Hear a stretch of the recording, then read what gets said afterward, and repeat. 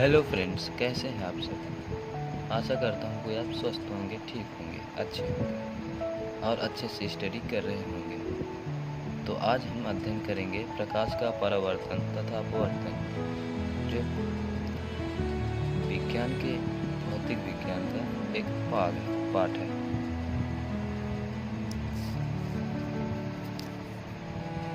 तो आइए शुरू करते हैं। प्रकाश किसे कहते हैं? प्रकाश ऊर्जा का वह रूप है जो हमारी आंख में दृष्टि की संवेदना उत्पन्न करता है। प्रकाश सरल रेखाओं में गमन करती प्रतीत होती है। प्रकाश का परावर्तन किसे कहते हैं? प्रकाश किसी चिकने व चमकदार पृष्ठ से टकराकर उसी माध्यम में वापस लौट आना प्रकाश का परावर्तन कहलाता है। परावर्तन के नियम। परावर्तन के निम्नलिखित दो नियम। पहला, आपतन कोण और परावर्तन कोण सदैव बराबर होते हैं। दूसरा, आपतित किरण, परावर्तित किरण तथा अभिलंब तीनों एक ही तल में स्थित होते हैं। दर्पण किसे कहते हैं? दर्पण यदि किसी चिकने तल पर कलाई या पॉलिश करके चमकदार बना दिया जाए तो वह परावर्तक तल दर्पण कहलाता है।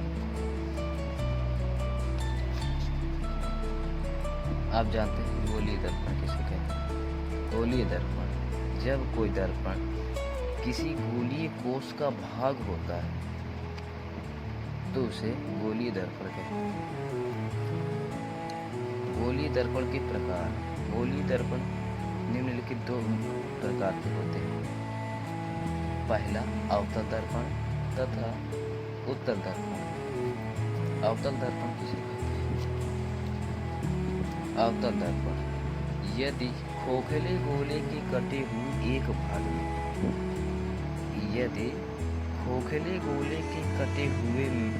एक भाग में से उसके उभरे हुए भाग पर कलाई कर दी जाती है तो उसे अवतल दर्पण कहते हैं।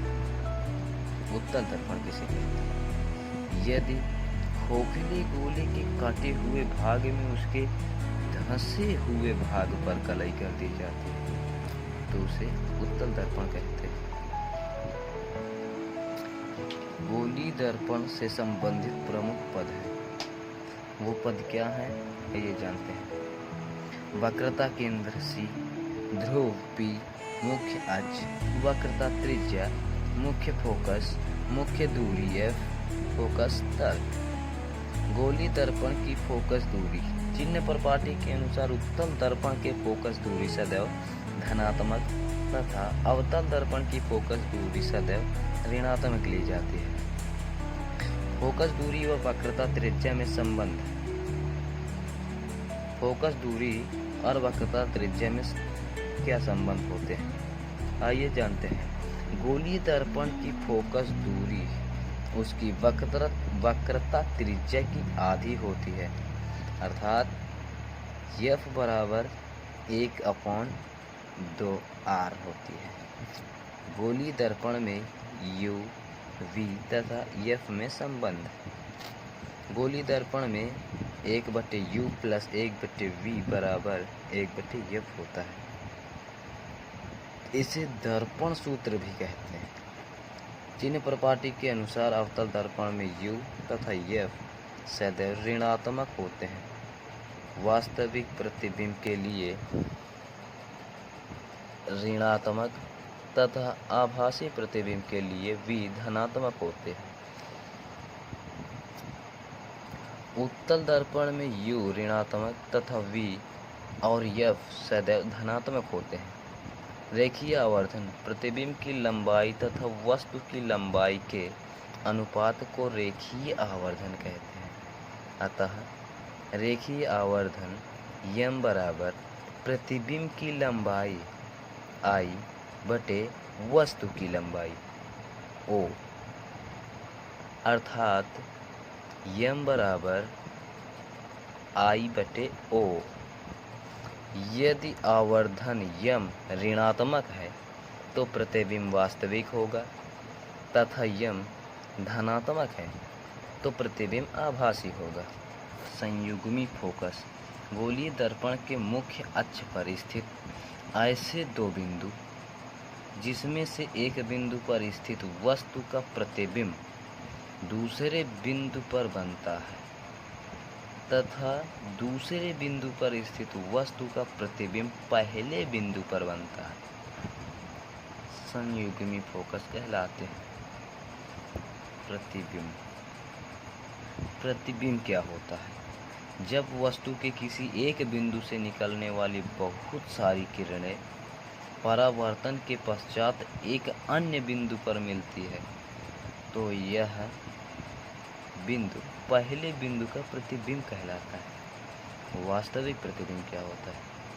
जब प्रकाश की किरणें परावर्तन के पश्चात प्रतिबिंब बिंदु पर वास्तव में मिलती हैं तो बनने वाला प्रतिबिंब वास्तविक होता है। यह अधिकतर उल्टा बनता है और पर्दे पर प्राप्त किया जा सकता है। आभासी प्रतिबिंब, जब प्रकाश की किरणें परावर्तन के पश्चात मिलती प्रतीत होती हैं अर्थात वे वास्तव में नहीं मिलते तो बनने वाला प्रतिबिंब आभासी होता है। यह अधिकतर सीधा बनता है और पर्दे पर प्राप्त नहीं किया जा सकता। वक्रता त्रिज्या क्या होता है? उस खोखले गोले की त्रिज्या जिसका दर्पण स्वयं एक भाग होता है वक्रता त्रिज्या कहलाती है। मुख्य अक्ष, दर्पण के वक्रता केंद्र व ध्रुव को मिलाने वाली रेखा मुख्य अक्ष कहलाती है। फोकस बिंदु, मुख्य अक्ष के समांतर आने वाली सभी प्रकाश किरणें परावर्तन के पश्चात मुख्य अक्ष के किसी एक बिंदु पर मिलती है अथवा किसी एक बिंदु से निकलती हुई प्रतीत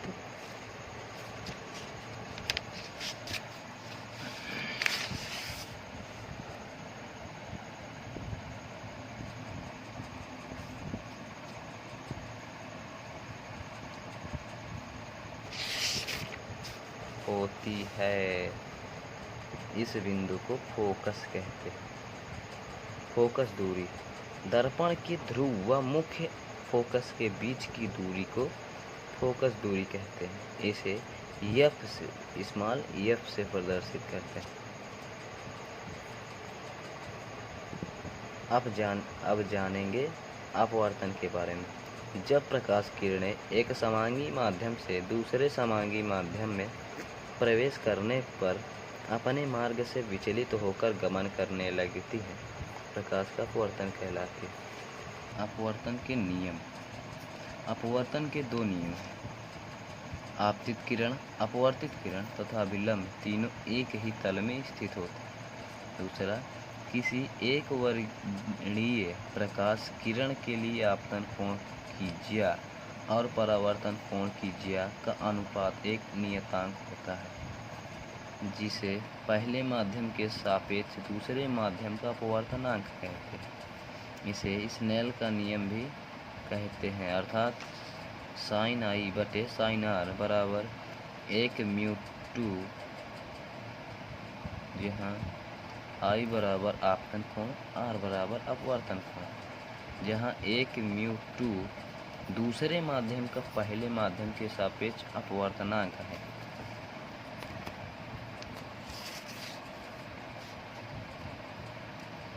अब जानेंगे अपवर्तनांक। आपतन कोण की ज्या एवं अपवर्तन कोण की ज्या के अनुपात को अपवर्तनांक कहते हैं। इसे म्यू से प्रदर्शित करते हैं। म्यू बराबर साइन आई बटे साइन आर। अपवर्तनांक का कोई मात्रक नहीं होता है।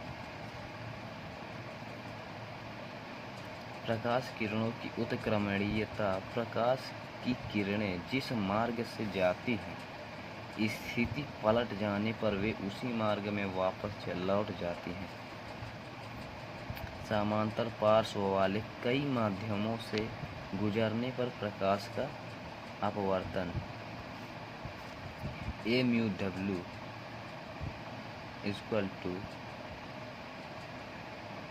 = ए म्यू डब्ल्यू गुणे डब्ल्यू म्यू जी गुणे G mu A equal to 1। कांच के गुटके का अपवर्तनांक ज्ञात करने की प्रायोगिक विधि ए म्यू जी बराबर साइन आई बटे साइन आर या ए म्यू जी बराबर हवा में लम्ब बटे कांच में लम्ब। अब जानेंगे लेंस क्या होता है। लेंस दो वक्रीय तलों से घिरे पारदर्शी माध्यम को लेंस कहते हैं, जिसका एक तल गोलीय व दूसरा तल गोलीय या समतल होता है। लेंस के प्रकार। लेंस दो प्रकार के होते हैं, उत्तल लेंस, इसे अपसारी लेंस भी कहते हैं, और दूसरा अवतल लेंस, इसे अपसारी लेंस भी कहते हैं। उत्तल लेंस, यह बीच में मोटा तथा किनारों पर पतला होता है। यह प्रकाश किरणों को अपसारित करता है। अवतल लेंस, यह बीच में पतला तथा किनारों पर मोटा होता है। यह प्रकाश किरणों को अपसारित करता है। लेंस की फोकस दूरी। लेंस के मुख्य फोकस तथा प्रकाशित केंद्र के बीच की दूरी को फोकस दूरी कहते हैं। लेंस की मुख्य अक्ष। लेंस के दोनों गोलीय तलों के वक्रता केंद्रों को मिलाने वाली रेखा लेंस की मुख्य अक्ष कहलाती है।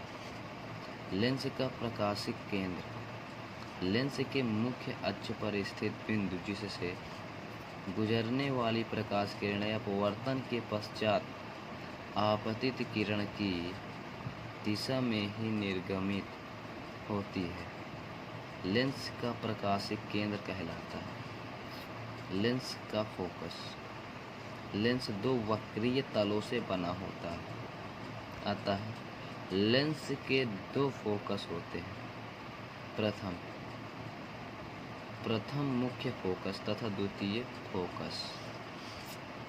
सूत्र लेंस। यू वी व एफ में निम्न संबंध को लेंस सूत्र कहते हैं। उत्तल या अवतल लेंस के अपवर्तन के लिए 1/v माइनस 1/u बराबर 1/f।